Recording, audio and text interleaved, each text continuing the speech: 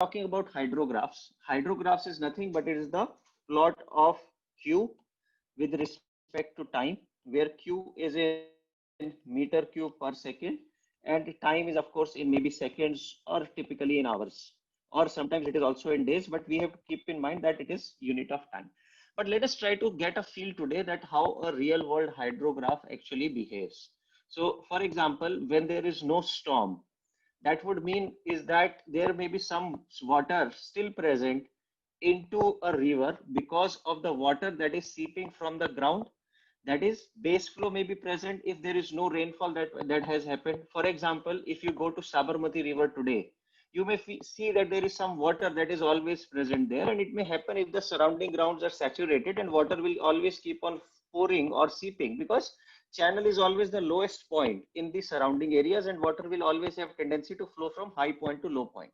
But whenever there is no precipitation, what would happen is that that component of base flow will keep on decreasing. So we will have a downward slope when there is no precipitation event happening. Now, as soon as precipitation events set ups, what would happen is that by the time, so let us say that precipitation starts from here, but it has not started contributing yet to the hydrograph or the amount of water that is reaching the mouth of our watershed. So for example, here we have some watershed, some precipitation started happening here. So if precipitation is happening in this part, it may take some time to reach up to the point where we are measuring the discharge or where we are plotting the hydrograph. So if we look into that aspect, what would happen? There would be some decrease. And then when the water starts reaching this flow, so for whatever duration of precipitation, we will have some increase until the last drop of water reaches here. So precipitation stopped here. This is again time, but we will have some peak that would happen immediately the precipitation has stopped, because the last drop of water will take its own time to reach mouth of the watershed or wherever you are measuring your discharge. That is why there is some lag between the stopping of precipitation and occurrence of peak. Now, once this peak has occurred, when water from everywhere has reached this point, what would happen? We will start seeing some decline here. And when this decline would happen, we will again go back to the base flow. So if we have to name the various parts of this curve, so we would say that we can identify some key points. So we will say we will keep on measuring the slopes. So there are 1, 2, 3, 4 most critical points that I am marking in red that we have to take note of whenever we are trying to understand a hydrograph properly. And these points are basically those points wherever change in slope is large. And you know that whenever change in slope is large, that has to be some inflection point. You have heard about this terminology in your mathematics that slope is changing drastically. So there is some inflection or rapid changes happening. So we will say that these 4 points are inflection points. And whenever we talk about any hydrograph, and this is typically a storm hydrograph plus base flow, we are interested to locate these 4 points. And we say that if we say that this is A, this is B, this is C, and this is D. And now you will see that there are 4 portions that we are able to carve out. So this is one portion, this is second portion, this is third portion, and this is fourth portion, and we can say that this is fifth portion. So we can divide our entire hydrograph into 5 portions, and we can name these portions separately. As the name suggests, this BC contains the peak. So we should say that this is the peak of hydrograph. Make sense? Between C and D, something is falling down, right? So we are having lesser amount of flow with respect to time in the portion CD. So for example, if we have Q1 here and we have Q2 here, you can clearly see that Q2 is less than Q1. So we say that this becomes our recession limb. Something is receding down and this becomes our recession limb. Between A and B, our hydrograph is rising, right? It is trying to go from lower value to higher value towards the peak. So we should say that this is our rising limb. And when we talk about this period, we again have base flow recession.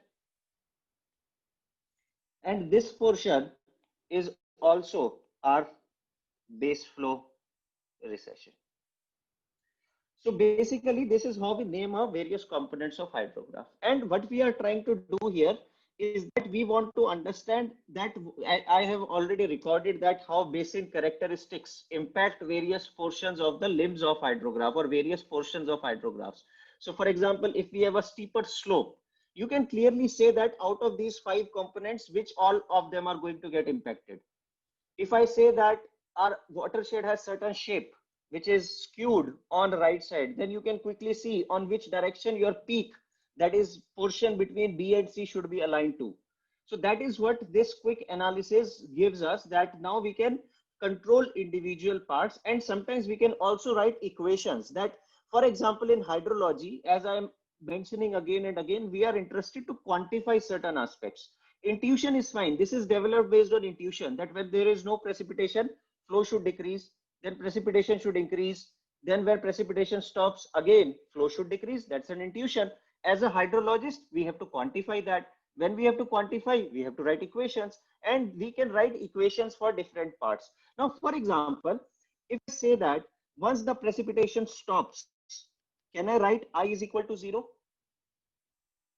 Do you agree with me or no? If I have to write an equation ds by dt, can I write this as I minus q? Isn't it a continuity equation? You are on pause. All of you are on pause. You can always react. I only see statue faces. किसी ने statue तो कर दिया. I am saying statue over. Right? So ds by dt equal to I minus q. You agree with me on this? If I can write I equal to 0, can I write ds by dt equal to minus q? Now, we generally operate under the assumption of linear reservoir, and this linear reservoir is very simple, and it helps us relate S with Q. We simply say that whatever is the amount of discharge we are observing, it is proportional to S. Okay, so we can always say that our discharge is equal to Ks after removing that constant of proportionality. So I can always substitute S as Q by K and solve for this equation. And I can get the expression of Q. And we would see that this expression of Q time comes into Q naught, where Q naught is the discharge at peak time as exponential decay function. I will leave this derivation to you, so do not worry too much about that derivation kahan se aaya. But the point here is that once we know the concept, so see here, this is how this derivation is coming. So I say that K upon dq by dt is equal to minus Q by substituting. If I write Q is directly proportional to S, S can be written as KQ or Q can be written as KS because proportionality can be removed on either side. So just to make my calculation simple, I put everything in Q, then integrate it, and I see that the equation of recession limb comes out to be an exponential decay. And I am happy about that because I can clearly tell the characteristics as long as I know that what is the peak discharge I have observed in my hydrograph, and at any time I can predict at what rate my water is receding. If you think from a civil engineering perspective, it tells us that at what rate after an extreme precipitation, water will start going away from our cities. After how much time water will recede, flooding would recede from our cities if we let this water pass through. And that also helps us calculate what is the structural load this water is going to put into our structures. And that is how we use hydrology or the concept of hydrographs quite extensively whenever we are dealing with the hydrological or quantitative hydrology. Any questions up to here? So I have just used two equations. One is continuity equation and one is an assumption of linear reservoir that S is proportional to Q, and it would make sense. So higher is the storage, larger would be the discharge. As your storage keeps on decreasing, your discharge should keep on decreasing. That is the basic assumption on which we are working. And when we combine these two, we will get an answer. Some of you may say that, no, I'm not very happy with this linear assumption. I want to say that S is proportional to Q square. I would not stop you. You are going towards a non-linear reservoir and you can get a different expression. But again, you have to validate it physically, whether that non-linear assumption makes sense. And we see that most of the reservoirs around us, they behave linearly. And that's why this assumption, S is proportional to Q, is not a bad assumption to begin with. So another thing that you see is that you have heard the concept of hydrographs.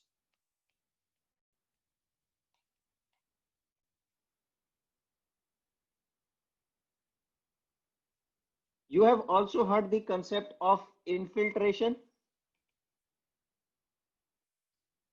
What would happen if we subtract infiltration from hydrographs or from hydrographs? If we remove infiltration from hydrographs, what we would end up with? What would be the Sir, huh? runoff. Not runoff? It would be something else. I told the name also. Excess rainfall. Remember? So it would become ER, excess rainfall.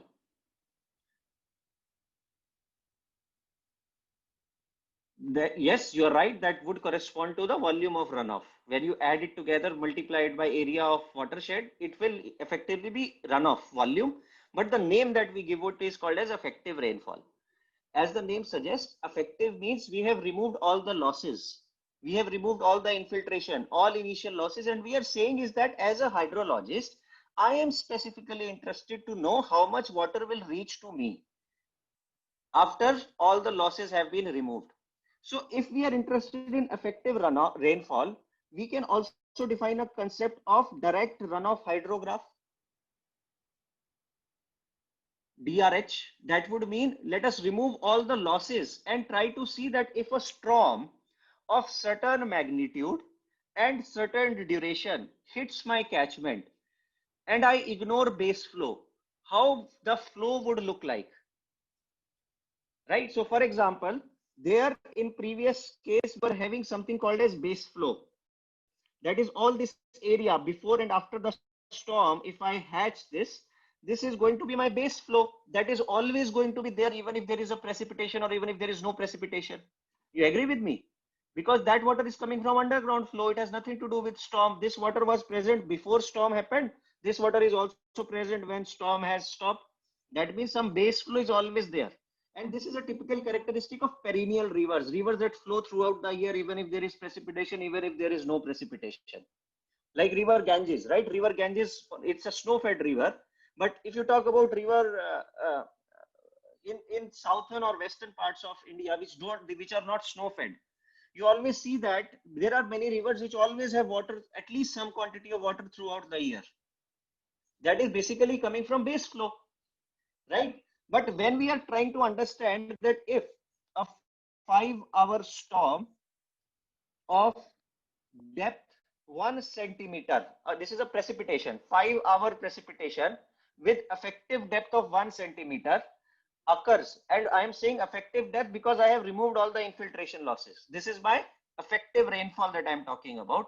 I want to understand how my hydrograph is going to look like. To do that, my hydrograph should start from 0 and it should end at 0 because I'm not interested in base flow, right? So this would be Q, this would be time, and difference here is that my hydrograph is now pinned to these 2 points, starting from 0, ending to 0, and we call this as DRH, direct runoff hydrograph, where we are not accounting for any base flow. If we add base flow to this, what we will get? We will just get the hydrograph. Does it make sense? Very easy, very simple. Base flow remove kiya. If we remove base flow, we get DRH. If we add base flow back to DRH, we get the original hydrograph, which represents the actual picture. Now question arises, whenever you will get to see the hydrographs in actual site, you will see some curves like this. So again, I am drawing a typical hydrograph. It will look something like a waveform, right? So because you have put one measuring station, so this could be time and we could have 365 days here, and this is going to be Q. You are interested that, okay, it looks like some storm event happened here. I want to understand how my basin responded to that particular storm. What you will do, you will go back to your chapter 1 on precipitation. You will get the rainfall hyetograph. So you will say that, okay, the hyetograph of that particular event looked something like this, right? Ulta karke bana diya. I am drawing same hyetograph inverted. So this is the precipitation that happened, which resulted in this peak. Make sense so far? And what you will do, you will take this hyetograph and maybe calculate phi index. Phi index is also a way to remove all the abstractions or losses, right? So we will say I am removing all these losses. So whatever I am left in this upper region above phi index, it is going to be my effective rainfall. So effective rainfall has been decided. Now you will take this portion and draw it separately. That is, I want to analyze that what is the direct rainfall coming from this portion only, right? So we have some base flow set up here. So there are three methods that we typically use to separate the base flow. One of the easiest method is that you see that there was one inflection point here and one inflection point here. You agree with me? I talked about four inflection points. 1, 2, 3, 4. We will say that let us join these inflection points like this, and very simply remove all these areas below this and do not account for that. And whatever area we get as this shaded area, that becomes total volume of runoff that this storm is generating without accounting for base flow. Make sense? This is one approach that we use. The problem here is that this is very good, very well applicable for small basins where there are not much non-linearities and so on. But when there are other components that are contributing significantly, for example, if groundwater flow is very important part of your hydrograph, this method is too simplistic to apply. You are doing nothing. You are joining 2 points on the extrema and saying that I have to shift this to 0. I have to shift this to 0. I will just remove whatever is the area under the curve that is preventing it to go to 0. As simple as that. So there were some experiments that people did and proposed that there we can have much better methods to remove this base flow. So what we will do, we will look into another method to separate the base flow. Let us say that we have the same hydrograph. So after multiple experimentations, a scientist proposed that let us sit at the peak. So let us identify the peak. From peak, let us go some distance n, right? So we will talk about this n. We go from this n and we draw a vertical line at this distance n from the peak. We identify the point where this vertical line intersects our curve. This becomes our second point. Make sense? Secondly, what we do, we extend this portion of base flow recession to meet our line of that is passing through the peak. And then we finally join these 2 points. What we say is that this point is there. We have identified this and we will make a triangle here. And we will say that anything and everything that is above this triangle that we have drawn now is our effective runoff. Nothing too scientific going on. Mind it, this is the empirical part where they propose different methodologies. Somebody said, I will join a straight line. We cannot stop them. Somebody said, this is not a good way to remove the base flow because I observed that there has to be some offset and this variation in base flow has to be accounted in a different way. So this becomes a second method to remove the base flow. And finally, scientists said that these two methods are good. If basin is small, draw a straight line, remove everything. If basin is comparatively large, draw a skewed line. This is what we did, straight line, skewed line. Another said, what if we draw a non-straight line? So what he said, what I will do, I will have this watershed. I will extend this curve backward. Nobody can stop to do anything. This guy was also doing that only. and I will identify this inflection points. Remember, there were 5 inflection points, 1, 2, 3, 4. He said, I will draw a straight line here. Nobody can stop him doing that. I will wait for the intersection where this inflection point meets the extended curve. So I will extend this portion in backward way to intersect the vertical line drawn at inflection, and I will join this by straight line, and this would become my effective runoff hydrograph.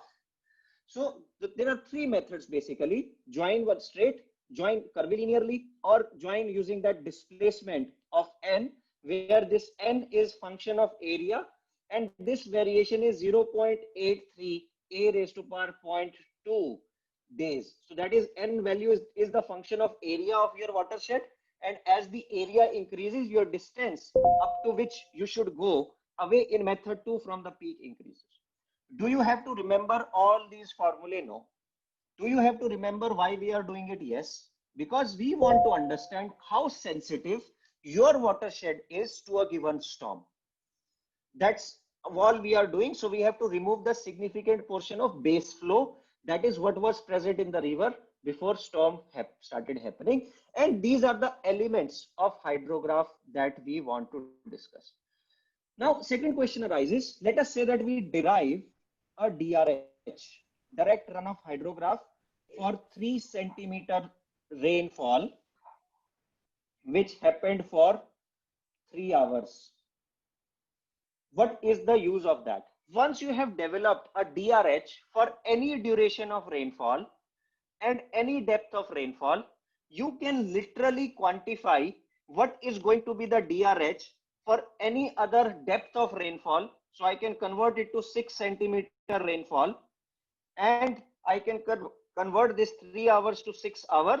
You should be able to get new DRH without doing any physical calculations, but just using mathematics. So the point is, we can always, so the point, your watershed, for example, will observe a precipitation of 2 centimeter, which happened over a period of 3 hours. And we are saying that, let's say that precipitation was uniform. It was just happening continuously. Now, tomorrow what could happen is that your watershed may get a storm which is not uniform. It may happen something like this. There is some large variation in your hydrograph, and this is how precipitation happens. Sometimes it increases, sometimes it decreases. What we can do is that if we know the hydrograph or the direct runoff hydrograph for any duration and any depth, we can calculate the hydrographs on same paper for everything else. And we can just add them by using the principle of linear superposition, and we are going to get our final hydrograph, which may look something like this. And from one hydrograph, you can characterize entire basin just using some basic principle of mathematics, which we are going to discuss in the next lecture recording that I will